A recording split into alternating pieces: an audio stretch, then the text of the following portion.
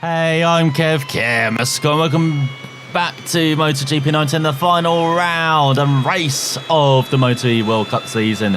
As we're at Valencia once again, but in very dry conditions for the final E-pole lap of the season. Can we make it a Valencia double for poles, just like we did in the wet last time out?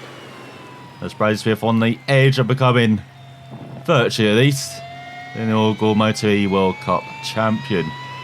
As we've won 4 races in a row after. In the Saxon Ring, not quite being on the pace. Well, we were on the pace, we were just not consistent. But especially in the wet, in the first race, we were way ahead of everyone else. So if we can back that up in the dry here. Let's go very wide. That green soft's part of the track. That's halfway around this very technical, twisty circuit here. Ricardo Tomo circuit. And after the late multiple world champion, to go into the right hander. And the traditional season finale now for the Grand Prix motorcycle calendar. And this is actually the last race of the season as well, the MotoE race, the second race in Valencia. So they kind of rejigged the schedule for the final day of the season, and so MotoE came last after Moto3, Moto2 and MotoGP. So we crossed the line with another pole, has the only rider into the 36s, almost a second quicker than Domingo and Granada, and then got Raffin, Hook and Salvador in the end, just Pune and Gibernau. Ahead of Xavier Simmer around at the top 10 ahead of 4-8 and Garzo. Then we've got Ferrari, Casadei and Herrera. And on the back row, Canapa, Tyrrell and Tuli. So for the final time, we wait for the lights to go out as we end with 8 more laps of the Valencia circuit. Once again, 1 more lap more than we had in real life, as that green stuff actually makes noises. As you get... Try and go around the outside of Mike D'Amiglio as you get jumped at the start by him and Granado once again. This final race of the season will be making all the outside moves, all someone else diving in. And looks like we hold on to a third at least. Let's get all over the curve. It was Raffin trying to dive as well. Well, you stay ahead of him. There's all jibbing out to sit ahead of Salvadori. Jibbing out going for the top 5 as well. Cracking start from the veteran. And then he's back down to 8. Brian Hook. Okay. It's to the up to 12 ahead of 4. He's going to get those World Championship points maybe for the final race. There's Ferrari with Casadei. So we're going to try and dive on Granado. Or do we just sit here? As you've got Simon up to 12 ahead of 4. As Ferrari still battling with his fellow countryman. In fact, he's down to last now. It's Ferrari. It's Tyrrell on home turf. We don't want to see that. Let's see my head of Garzo for 11th. There's maybe us two can work to get away from everyone else. There's Garzo battling fellow countryman. The countrywoman, should I say. Maria Herrera. There's the Pune battling with Gibernau over 8th. Casadei into the points head of Ferrari. So right in the tail of Granado. We're bump drafting. So you didn't think you could do that on motorbikes.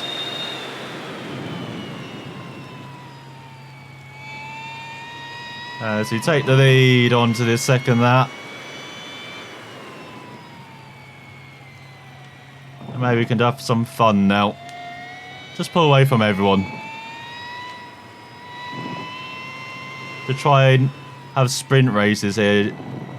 That's a great thing about the MotoE Championship, is that, yeah, the races are quite short, but they are just sprint races. Everyone's just pushing 100% all the time.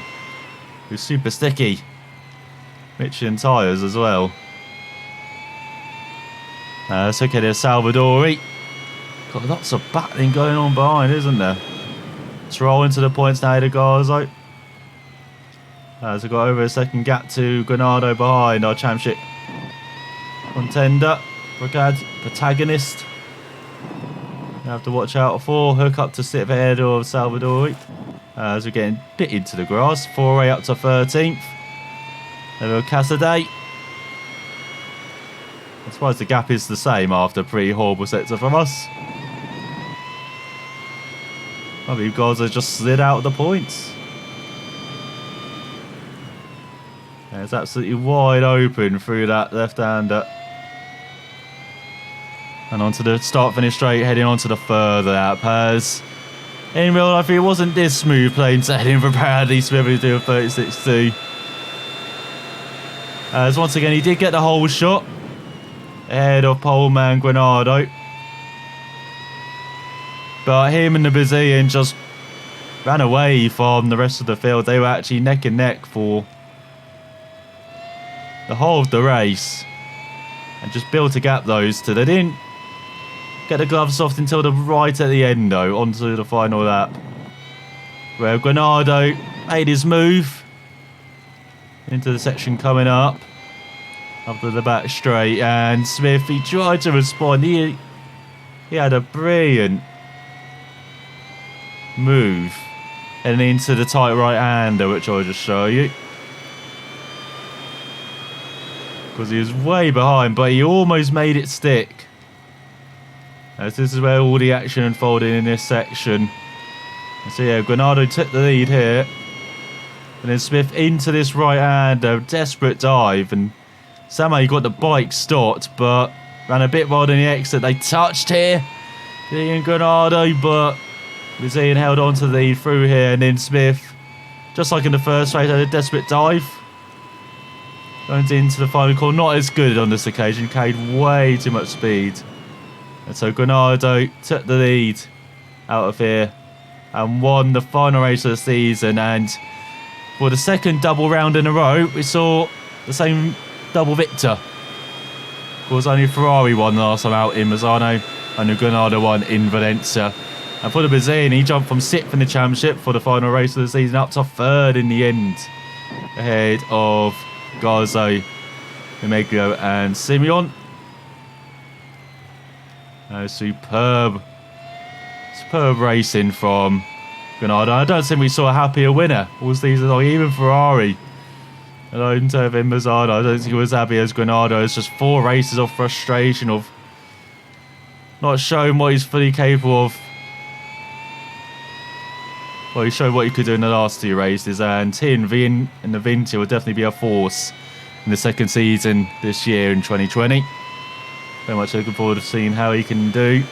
As for Bradley Smith, he did change tactics compared to first, so he didn't just race away from the field. He actually tried to manage the race and try and keep Granado behind it. He was the only rider who could deny Ferrari the championship being 20 points back, but a bit of a fruitless task, unfortunately, for the Brit to even win the race. Because he did quite have the pace of Granado or Garzo as well. So second for the second race in a row for Smith. And he actually finished the season without any victories, but he scored podium in half the races. Or in 4 races, should I say. It's just Mazzano which undid his championship challenge. His run out of the podium was Hector Garza, the Spaniard, finishing 4th in the championship with 69 points. Nice, just a couple behind Granado, but that's a bit of a ride line at the end of the second half of this race. But once again, he had to battle his way through the field. He had a poor start on the opening of that around midway through. Opening up onto the back straight, he got pushed wide and he dropped as low as like the outer reach of the top 10, but he battled his way through and had superb pace once again. And maybe highlighted he was actually the fastest man around Valencia in race trim, but here's where he got pushed wide. And even though he was 3rd in the end, he was comfortably ahead of 4th. He was comfortably behind the top 2, unfortunately. So for Garza, he did get his podium. No illegal tyre pressures this time around. But yeah, what could have been for him in Austria, where he's batting for the lead and crashed out. Disqualified in the first race in Valencia. Apart from those 2 races, he was always up there, around the getting podiums or around there, such as in 4th in Sachsenring, double 2nd. Mazzano, of course, 3rd in the final race of the season. So it's such a shame we won't see him back in season 2. Like, he probably would be one of the title favourites, as well, along with Granado, with Ferrari, Smith, D'Amiglio. Got a lot of favourites, or veterans, should I say, of the first season. As you've got 11 returning riders for next season, out of the 19 that competed, or 18, should I say, as of course Lucas Matthias didn't quite take part in the final race of the season. Of the practice crash, leading to finger injury. Replacing Nicky Tuuli, he would definitely be returning. The inaugural MotoE race winner from the Sachsenring. He will be back with Io. Definitely looking forward to see what he can do in season 2.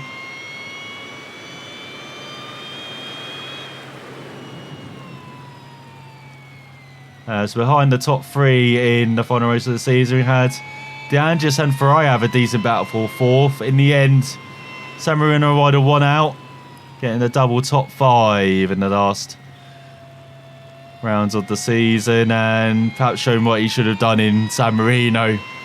As apart from those 2 retirements at San Marino, it was 6th, 4th, 5th, 4th. So very consistent. Ended up 7th in the championship. Yeah, just a shame it just unravelled in his home round, or home races, with those 2 crashes after 2 fantastic poles. So he would have been right up there, at least, you know, in the battle for the top 3 in the championship, if he actually finished those races. As the end of the lap of this race.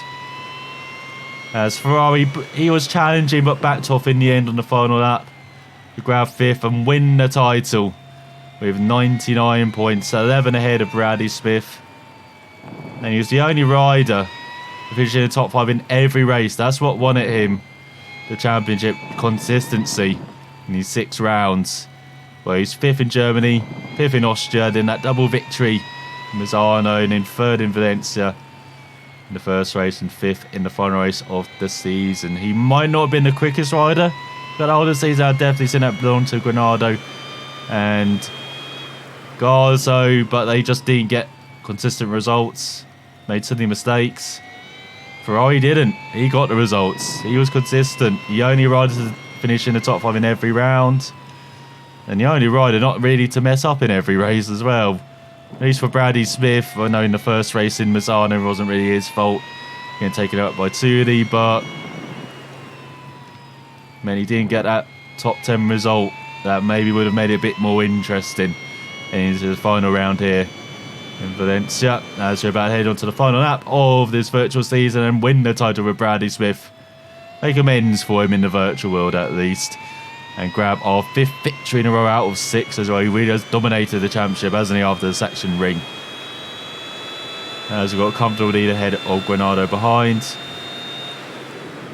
And so behind the top 5 in the results, in real world we saw Mike D'Amiglio manufacturing grabbing a decent result so he could grab the top 5 in the championship behind Garzo, ahead of Xavier Simon.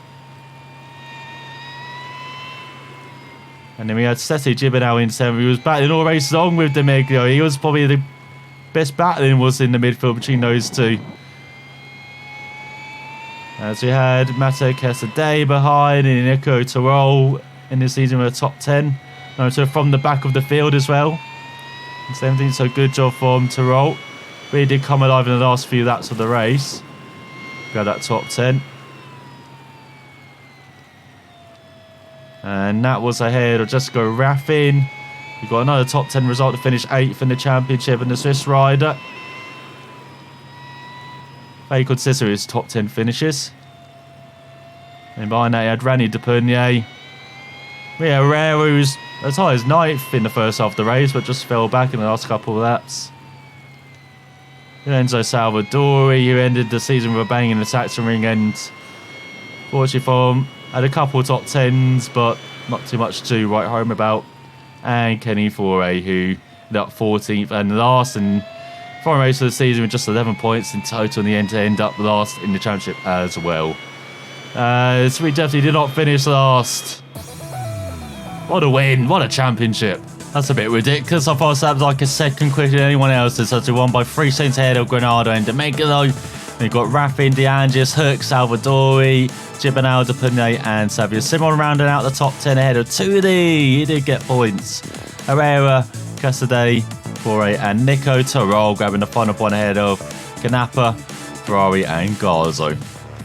So in the end, we have 131 points, 25 ahead of Eric Granado, with Domegalo running out the top 3, comfortably ahead of Raffin, Salvadori, De Angelis winning that battle for SIP, just ahead of Josh Hook and Randy Depunde. You've got Simon with Gibernal running out the top 10, ahead of Foray and Ferrari. Then Herrera in 13th, ahead of Terol. With Casadei up to 15th, grabbing a couple of places there. Ahead of Canapa. With Turley not in last. He's had a Garzo in the end. So I hope you enjoyed the MotoE season with Bradley Smith. He made amends for real life as the finish of the Valencia recap. We had 14 finishes out of 17 starts. That's of course on the opening lap into turn 4. We saw Xavier Simon make a mistake. He took Josh Hook with him into the gravel trap. And then Nico Canapa on the exit had a horrible high. So just like Simon had at the start, in Mazzano in race 2. So all 3 of them crashed on the opening lap at turn 4, but it was a fantastic season in MotoE in real life as well. There was a great battling throughout, especially in say Austria and Mazzano, in Valencia in the first race as well. Saxon, when we were just feeding into it, we still had some good battles in the midfield, and we definitely had that in Valencia in the season finale as well. But well done to Matteo Ferrari in real life when he had Bradley Smith and Granado, who was ahead of Garzo, Domegalo, Xavier Simon, De Angelis, Raffin, Canapa and Casadei ran out the top 10, ahead of the veteran Sete Gibernal, and then Nico Terol, Josh Hook, Mio Herrera, Nicky Tully, despite only competing half the races, in Lorenzo Salvadori, Randy Depune, Kenneth Foray and Lucas Mahias in last, having not actually competed in a race. So 19 riders in throughout the whole of the season participated in these practice sessions. We have 18 riders again in 2020 at least, and with 11 returning, we're going to see at least the top 3 return. And so I hope we see Hector Garzo, despite not winning the title. He definitely was quick on this MotoE, but so it's a bit of a shame not to see him back for next season for this year. But we've got Domegalo back as well, who won a race with 4 different winners in August season. We've got 7 races next year with Assen being added to the calendar. It should be great fun, MotoE in 2020, just like it was in 2019 going into the unknown. But thanks for watching, and I will see you next time in MotoGP 19 with Pro Career. We've finally got to go back and finish it because it's not long until MotoGP 20 comes out. So thanks for watching, and I'll see you next time.